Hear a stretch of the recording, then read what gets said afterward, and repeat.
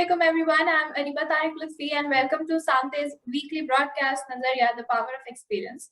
We talk about experiences versus knowledge with Pakistan's leading ophthalmologists and their practice in treating glaucoma, and share that knowledge with our viewers and especially the new upcoming ophthalmologists and the junior ophthalmologists. So today I would like to introduce one of the leading experts in the fields of ophthalmology in Pakistan, Colonel Dr. Shahzad Saeed. He is the consultant ophthalmologist at Islamabad Eye Care Center, and he is also the Secretary of Ophthalmologic Society of Pakistan. Assalamu alaikum, Colonel Shahzad. How are you doing today? Alhamdulillah, all fine. Okay, great. So do you have a few words to say about sharing experiences and knowledge? Well, I think this is the only way in which at a national level, we can share the experiences of our population. We usually depend on experiences of Western world or the Eastern world and the studies carried out there. But our population behaves in a pretty different manner. Yes. So I think this is the only forum with which we can share our experiences and modify our diagnosis and treatment modalities. Yes, I agree. So let's move on with the conversation. And I would just like to, since we are talking about glaucoma, so my first question to you is that what factors do you think are not taken into consideration during the common practice in glaucoma? I think your first question is probably the crux of all of the discussion. Yes. I would give an example in a way that if I am angry at someone and you take my blood pressure at that time, it is raised. And if somebody labels me as a hypertensive patient and puts me on antihypertensives, then technically that whole process is wrong. Probably a lot of cases in glaucoma are either underdiagnosed or overdiagnosed. There used to be a very famous triad of glaucoma diagnosis, including the intraocular pressure, the cup disc ratio, and the typical visual field changes. Okay. With time, that triangle has been converted into an octagon. So in place of 3 things, we need nearly 8 factors to correlate and decide whether the patient has glaucoma. The first question is, does the patient have glaucoma or not? Yes. If he or she has glaucoma, then we have to start the treatment. There is no question about that. Of course. Second is, if the patient is a suspect and we do all the protocols and it proves that he or she does not have glaucoma, then there is no point in starting the treatment or anti-glaucoma drugs, because once you start the anti-glaucoma drugs, it would be very difficult for any ophthalmologist to get the patient off that during his or her lifetime. Yes. So this is a very good piece of information that I got to know, that it was only 3 things. Now it is turned into multiple and more things that have added to the factors in diagnosing glaucoma and common practice.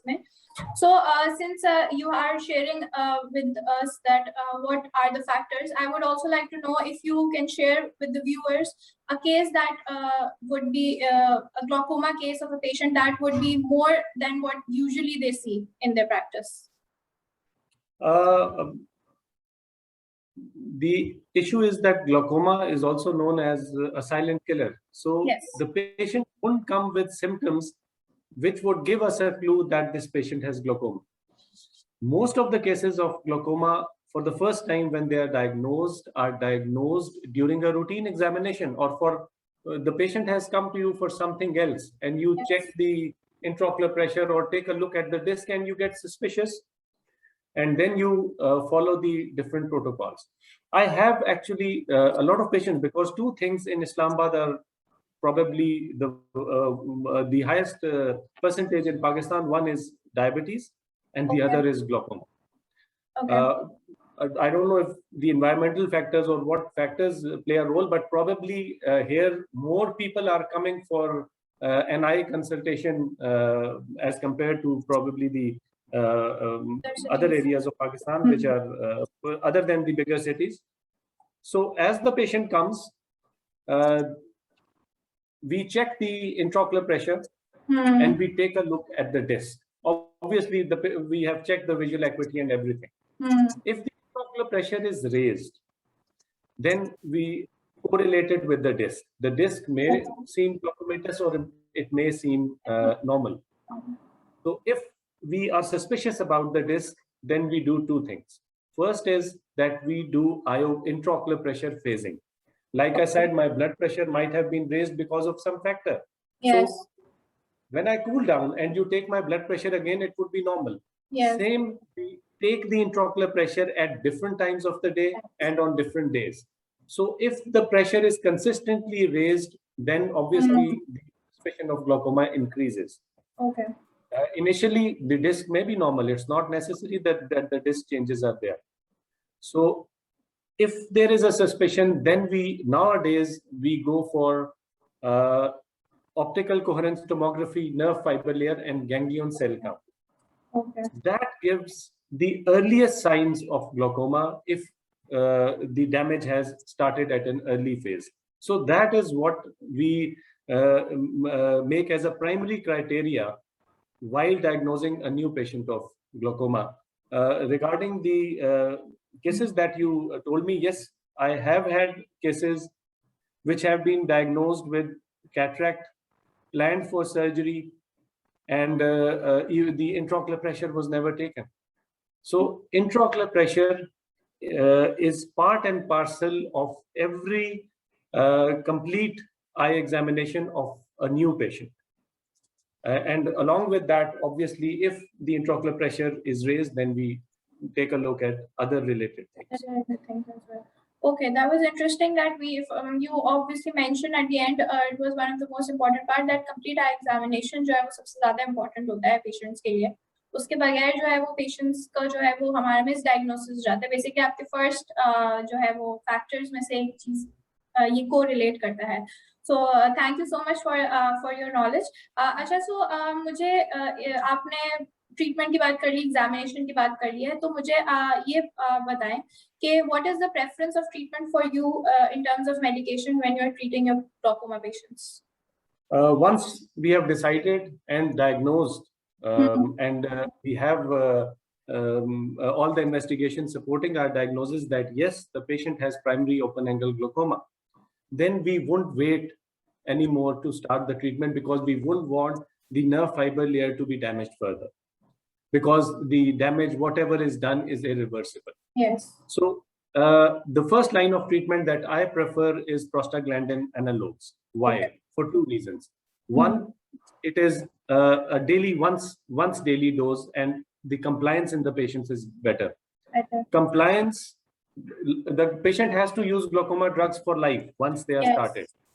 Compliance all over the world is very poor, and same is the case with our setup. So once daily dose, and secondly, that dose is given around 9 to 10 o'clock at night. Okay. There is a natural rhythm of intraocular pressure where it increases during the night time. So the IOP lowering effect of prostaglandins during the night time is more than other drugs. So that is my first choice of treatment. If with one single drop once a day, my patient comes to the target IOP, I'm more than happy with it, and the patient is comfortable too. Okay, that was interesting to know that prostaglandin analogs basically are more beneficial towards the night time rather than the regular day timings for the patient. So I would like to know कि since आपने prostaglandin analogs की बात करी, so is it always your preference of choice because इसमें जो है वो हर दफा जो है वो intraocular pressure जो है वो targeted intraocular pressure तक पहुंच जाता है, पर कभी-कभार आपको difficulty भी face होनी होती है? Not necessarily. For primary open angle glaucoma, yes, we start with prostaglandin analogs, but if the target IOP pressure is not reached, then we add the other groups of drugs in it. We can add carbonic anhydrase inhibitors, and obviously we have 4 or 5 different groups of drugs available. So we can put him on 1 drug, 2 drugs, 3 drugs, and a maximum of 4 drugs, depending on where we want the pressure to come, where the damage done due to glaucoma would be minimal. Yes. So we always have to monitor the patient's intraocular pressure and do serial OCTs to see if the intraocular pressure where post-treatment the patient has come, is that good enough to stop the damage process. Okay, so thank you so much for that as well. So lastly, since आपका जो है वो हमने treatment discuss कर लिया है, examination भी discuss कर लिया है, और generally glaucoma की जो है वो management भी discuss करी है. So what is the advice for the junior ophthalmologists who are watching you today for their glaucoma management? My advice is stick to the basics. Okay.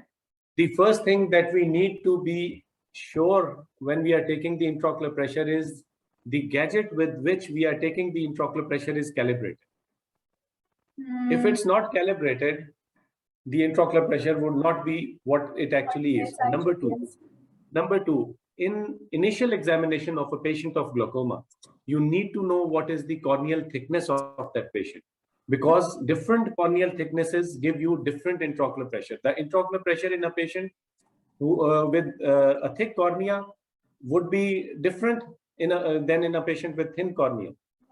Third, before putting on treatment, you have to be sure that the patient has glaucoma, because you are burdening that patient with a lifetime treatment on 1, 2, or 3 eye drops every day. And also that has a monetary effect. So we have to be sure that the treatment is justified. If it is, yes, of course, we have to go ahead. Okay, that was wonderful that you summed it up in such a good way. We have to go back to basics. So thank you so much, Tanush आजाद. आपने जो है वो बहुत अच्छी तरह से और बहुत ही शॉर्ट स्पैन ऑफ टाइम में अच्छी तरह से जो है एक्सप्लेन किया है. आपकी नॉलेज जो है वो हम तक पहुंची है और इंशाल्लाह दूसरे जूनियर ऑफ्थल्मोलॉजिस्ट तक भी पहुंचेगी. So thank you for your input, and I had a lovely session with you on Nazariya. Thank you for coming and joining us here today. Thank you very much. Thank you.